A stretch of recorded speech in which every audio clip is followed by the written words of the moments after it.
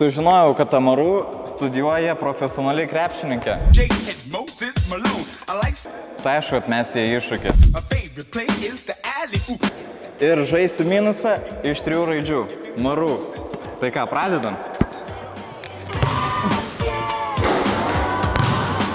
Kadangi studijuoji teisę ir esi profesionali krepšininkė, ar nesi pagalvojęs, kad galėtum būti krepšinio teisėja? Ne, aš teisėja krepšinio, tai tikrai nenorėčiau būti baisiai nedėkingas, man atrodo, darbas, nes tarsi tiek įtampos. O teisininko dėkingas?